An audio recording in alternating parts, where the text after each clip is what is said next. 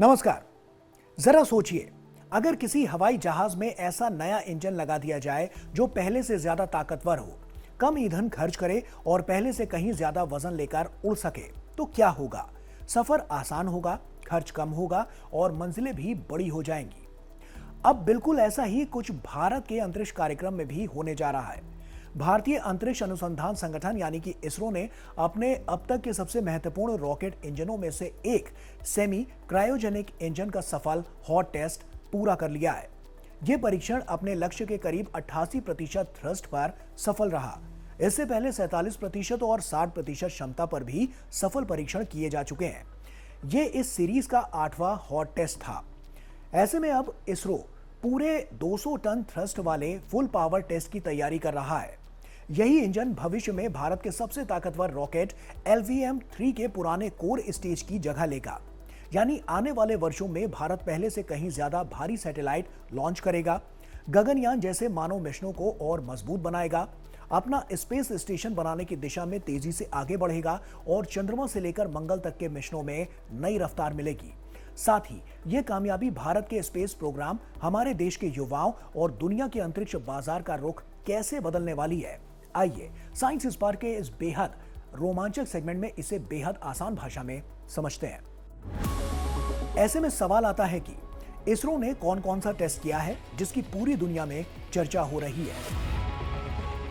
देखिए, किसी भी रॉकेट को अंतरिक्ष में भेजने से पहले उसके हर छोटे बड़े हिस्से की अलग अलग परीक्षा ली जाती है। इस बार इसरो ने पूरे इंजन की जगह उसके सबसे महत्वपूर्ण हिस्से पावर हेड टेस्ट आर्टिकल का परीक्षण किया। इसे ऐसे समझिए जैसे कोई कार बनाने वाली कंपनी पहले सिर्फ इंजन को हजारों किलोमीटर तक चलाकर देखती है कि कहीं कोई खराबी तो नहीं है। ठीक इसी तरह इस परीक्षण में भी इंजन के turbo pump, gas generator, valve, pipeline और कंट्रोल सिस्टम को असली ईंधन के साथ चलाया गया। इस दौरान इंजन ने अपने लक्ष्य का लगभग 88% थ्रस्ट हासिल किया। इससे पहले यही इंजन 47 और 60% क्षमता पर सफलतापूर्वक चल चुका था। लगातार 8 सफल परीक्षणों के बाद अब वैज्ञानिकों को भरोसा है कि अगला चरण यानी 200 टन फुल थ्रस्ट वाला परीक्षण भी सफल होगा। यह सिर्फ एक टेस्ट नहीं, बल्कि भारत के भविष्य के भारी भरकम अंतरिक्ष अभियानों की मजबूत नींव है, जो कि इस इंजन के जरिए पूरी की जा रही है। इसरो ने अपने सेमी क्रायोजेनिक रॉकेट इंजन का सफल हॉट टेस्ट किया है। ये भारत के लिए एक बहुत बड़ी तकनीकी उपलब्धि है। इस इंजन में पहली बार लिक्विड ऑक्सीजन और केरोसिन का उपयोग किया जाता है। इस सफल से भारत भविष्य में और अधिक शक्तिशाली तथा भारी उपग्रहों को अंतरिक्ष में भेजने में सक्षम होगा। दुनिया इस उपलब्धि की इसलिए चर्चा कर रहे हैं क्योंकि बहुत कम देशों के पास ऐसी उन्नत रॉकेट इंजन तकनीक है। क्या होता है सेमी क्रायोजेनिक इंजन और ये सामान्य रॉकेटों से कैसे अलग है? देखिए, इसे बहुत ही सरल शब्दों में समझें तो रॉकेट को अंतरिक्ष में जाने के लिए भारी मात्रा में ऊर्जा और आग की लपटों यानी कि थ्रस्ट की जरूरत होती है। अब तक इसरो अपने भारी रॉकेटों में क्रायोजेनिक इंजन का इस्तेमाल करता आया है, जिसमें बेहद ठंडी लिक्विड ऑक्सीजन -183 डिग्री सेल्सियस और लिक्विड हाइड्रोजन -253 डिग्री सेल्सियस को ईंधन के रूप में जलाया जाता है। हाइड्रोजन बहुत हल्की होती है, इसीलिए उसके लिए रॉकेट में बहुत बड़े बड़े टैंक बनाने पड़ते हैं। लेकिन इस नए सेमी क्रायोजेनिक इंजन में वैज्ञानिकों ने एक जबरदस्त कॉम्बिनेशन तैयार किया है।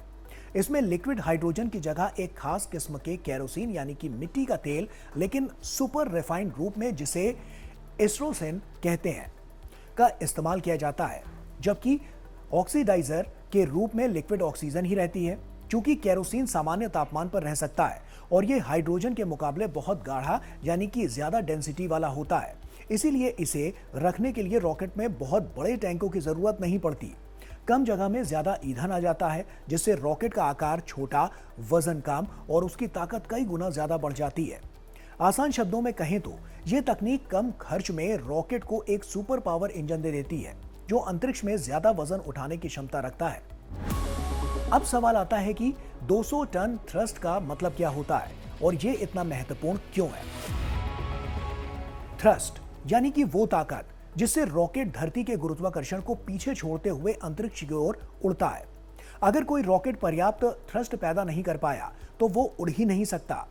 इसरो का ये नया इंजन लगभग 200 टन थ्रस्ट देने के लिए बनाया जा रहा है। आसान भाषा में समझें तो इसमें इतनी ताकत होगी कि लगभग 200 टन वजन को ऊपर धकेलने जितना बल पैदा किया जा सके।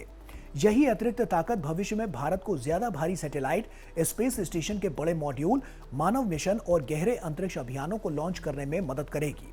यानी एक इंजन की ताकत बढ़ने का मतलब सिर्फ तेज रॉकेट नहीं, बल्कि पूरे देश की अंतरिक्ष क्षमता का कई गुना बढ़ जाना है। इस नए इंजन से भारत के स्पेस मिशनों को क्या फायदा होगा? इसरो इस इंजन को SC-120 semi cryogenic propulsion stage के रूप में विकसित कर रहा है, जो भविष्य में LVM-3 रॉकेट के मौजूदा कोर स्टेज की जगह लेगा। इसका सबसे बड़ा फायदा होगा पेलोड कैपेसिटी, यानी एक बार में ज्यादा वजन अंतरिक्ष तक ले जाने की क्षमता। अब रॉकेट ज्यादा वजन जब उठा पाएगा, तब बड़े संचार उपग्रह, मौसम उपग्रह, रक्षा उपग्रह, चंद्रयान और मंगल मिशनों के भारी उपकरण, यहां तक कि भारत के प्रस्तावित स्पेस स्टेशन के मॉड्यूल भी अधिक आसानी से लॉन्च किए जा सकेंगे। इससे मिशनों की संख्या कम होगी, लागत घटेगी और सफलता की संभावना भी बढ़ेगी। यही वजह है कि इसरो इस अपग्रेड को सिर्फ तकनीकी बदलाव नहीं, बल्कि भारत के अंतरिक्ष कार्यक्रम के लिए एक स्ट्रैटेजिक अपग्रेड मान रहा है।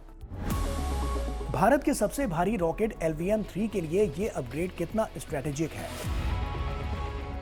इसरो ने इस अपग्रेड को स्ट्रैटेजिक यानी कि रणनीतिक और बेहद महत्वपूर्ण बताया है, क्योंकि यह सीधे भारत के सबसे ताकतवर rocket LVM-3 launch vehicle mark 3 की काया पलट करने जा रहा है। LVM-3 वही बाहुबली रॉकेट है जिसने हमारे चंद्रयान 3 मिशन को अंतरिक्ष में भेजा था। वर्तमान में इस रॉकेट के बीच वाले हिस्से यानी कि कोर स्टेज में L110 नाम का लिक्विड स्टेज इंजन काम करता है, लेकिन इसरो इसकी जगह नया semi cryogenic propulsion stage SC-120 लगाने की तैयारी में है। इस नए इंजन के फिट होते ही रॉकेट की पेलोड जो कैपेसिटी है, यानी कि अंतरिक्ष में भारी सैटेलाइट ले जाने की जो क्षमता है, वो अचानक से बहुत ज्यादा बढ़ जाएगी। क्या इससे भारत दुनिया की बड़ी स्पेस ताकतों के और करीब पहुंच जाएगा? जी हां, आज अमेरिका, रूस, चीन और कई यूरोपीय देशों के सबसे शक्तिशाली रॉकेटों में केरोसिन और लिक्विड ऑक्सीजन आधारित इंजन का व्यापक इस्तेमाल होता है। अब भारत भी उसी श्रेणी की आधुनिक तकनीक विकसित कर रहा है। इसका मतलब ये नहीं है कि भारत अचानक सभी देशों से आगे निकल जाएगा, लेकिन निश्चित रूप से उसकी तकनीकी क्षमता, लॉन्च क्षमता और वैश्विक प्रतिस्पर्धा में बड़ा सुधार होगा। तो कुल मिलाकर देखें तो इसरो का ये सफल परीक्षण सिर्फ एक इंजन का परीक्षण नहीं, बल्कि भारत के अंतरिक्ष भविष्य का इंजन स्टार्ट होने जैसा है। करीब 88% थ्रस्ट पर सफल हॉट टेस्ट, लगातार 8 सफल परीक्षण और अब 200 टन फुल थ्रस्ट की तैयारी। ये दिखाता है कि भारत धीरे धीरे अगली पीढ़ी की रॉकेट तकनीक को और बढ़ा रहा है, और यही इंजन आने वाले वर्षों में LVM-3 को और शक्तिशाली बनाएगा, ज्यादा भारी पेलोड लॉन्च करेगा, गगनयान जैसे मानव मिशनों को मजबूती भी देगा और भारत के चंद्रमा, मंगल के अलावा अपने स्पेस स्टेशन के सपनों को नई उड़ान देगा। यानी इस थ्रस्ट के जरिए सिर्फ एक इंजन नहीं गरजा है, बल्कि अंतरिक्ष में भारत के भविष्य की सबसे बड़ी उड़ान, बड़ी ऊर्जा को और ज्यादा पावर मिली है।